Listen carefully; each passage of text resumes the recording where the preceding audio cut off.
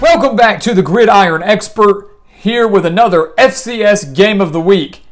And this time it's a huge Colonial Athletic Association showdown between number 11 Villanova and number 3 James Madison. The winner of this game going to be in the driver's seat of the Colonial Athletic. So a huge top 11 showdown on Saturday, and we are here to break down everything you need to know for this game and of course share our official prediction.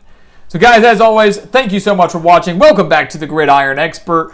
As always, make sure to continue to like, comment, subscribe, share our videos, and check out everything down in the description below, including our expert picks over on our website, thegridironexpert.com. Some of the best college football and NFL spread picks in the entire country. They have been for the last 3 years. They are now as well. It will be one of the best decisions you make all year long. So make sure to go sign up for those today so you don't miss out on our analysis for this week.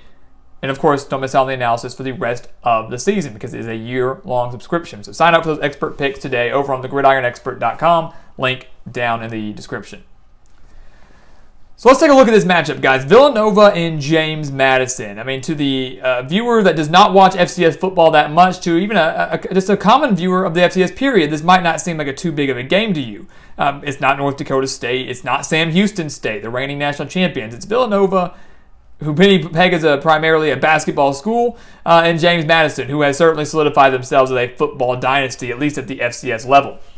When you look at Villanova coming into this game, guys, they are 3-1. The only loss coming on the road to Penn State just a few weeks ago. So not a bad loss at all. They lost 38-17, hung 17 points on the Nittany Lions. Yes, I know Penn State took their players out, whatever. But for those players, for those FCS players and those coaches to not get shut out, to drop 17 points on a top 10 team, regardless of who was out there on the field for Penn State, that's still a big deal. So kudos to Villanova for that. 3-1, no need to hang your head on that loss. James Madison, 4-0 on the year, number 3 in the country, as we just mentioned. But they are fresh off a survival. They barely survived New Hampshire just last week, defeating them 23-21, a game they actually trailed entering the fourth quarter. So James Madison, a team who in recent years really hasn't shown much weaknesses, looked not great against New Hampshire. Nearly lost. That would have been a major upset in the FCS and obviously in the Colonial Athletic. So we take a look at the offenses, guys. We're going to break these down by groups, offense, defense, and our final prediction, final thoughts. We'll start with the offense for Villanova. And both these teams, guys, have electric offenses and electric defense. This is why this game is going to be so good and why this game will solidify the winner as the front runner in the Colonial Athletic, at least at this point in the year. But you look at Villanova, they're averaging 38.3 points per game. 38.3 points per game, and they're very balanced. 237 passing yards per game, 174 rushing yards per game. And that's the number I like the most, is the fact that, yeah, you can air it out, sling it for almost 250 a game. That's great. But if you're putting up over 150 rushing yards per game, you're doing something right.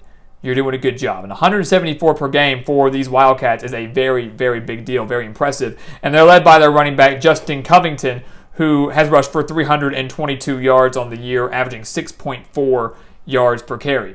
Their quarterback, Daniel Smith, though, we got to give him a little bit of credit. Don't want to sleep on him. 820 yards and 10 touchdowns on the year, just 3 interceptions. So Villanova, they do a fantastic job of taking care of the football. They're very efficient, and you're seeing that through their balance. You're seeing that through their balance. If you shut down the run, we can win through the air and vice versa. And obviously they need that balance going up against a very, very tough James Madison defense that we'll talk about here in just a second. When you look at James Madison offensively, though, we know they want to run the ball.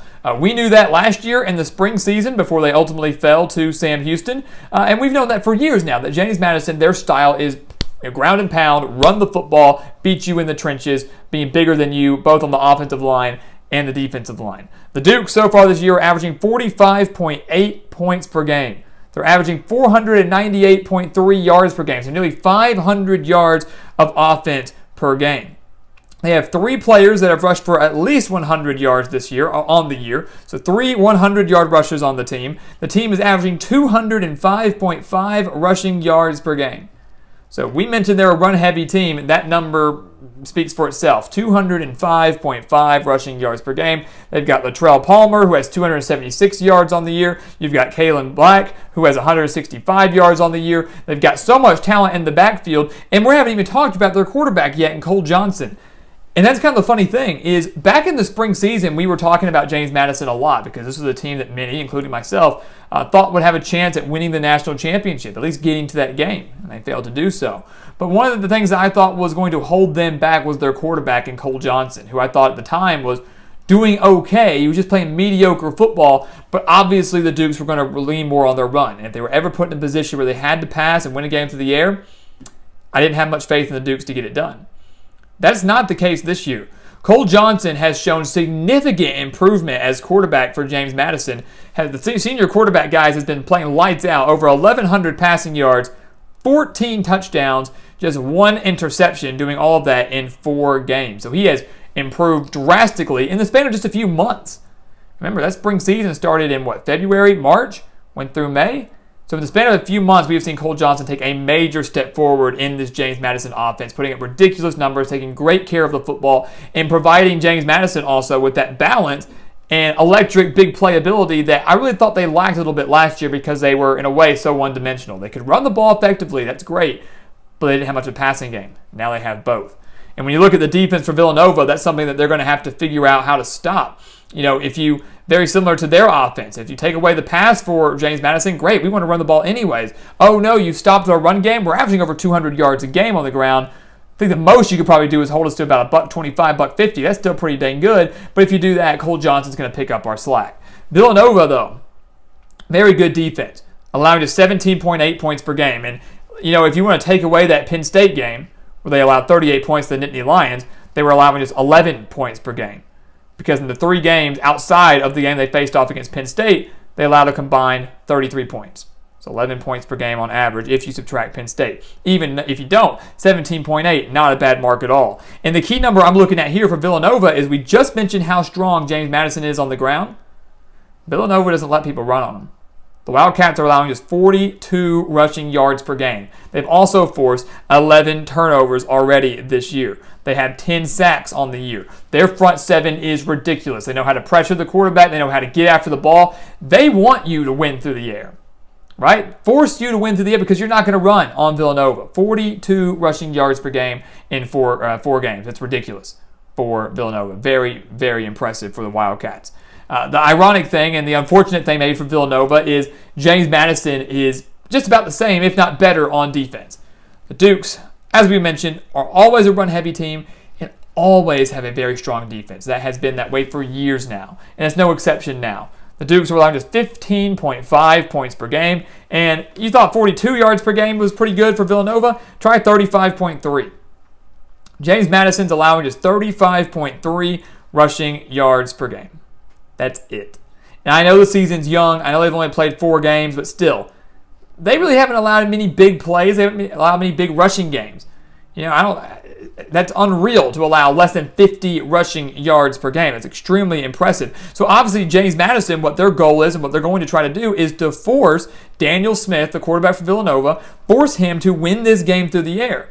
And here's the thing. They're allowing, obviously, under 200 passing yards per game as well. James Madison as a whole is allowing just 222 yards per game. So they're allowing roughly about 190 or so passing yards per game. The question is, can Daniel Smith and this Villanova offense do that?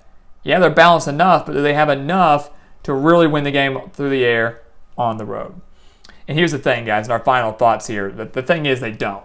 Villanova does not have enough to do that. We're picking James Madison to win this game. Both run defenses are absolutely ridiculous, which for me means it comes down to the passing game and it comes down to which quarterback can make the bigger plays and can deliver in crunch time. And the funny thing about that is if you would ask me that last year in the spring season, I might even be leaning with Villanova because I probably have more faith in Daniel Smith and his passing attack. But Cole Johnson has taken such a major step forward and has improved so much that I actually have faith in him in this James Madison passing attack. I actually have faith in him being able to get the job done. The numbers speak for themselves. The wins speak for themselves. Obviously, James Madison coming from behind to win last week was a good test, pop in the mouth for them. Not just blowing people out. They know how to win the big games, blowout fashion. They know how to win the close ones. And I think this is a close one.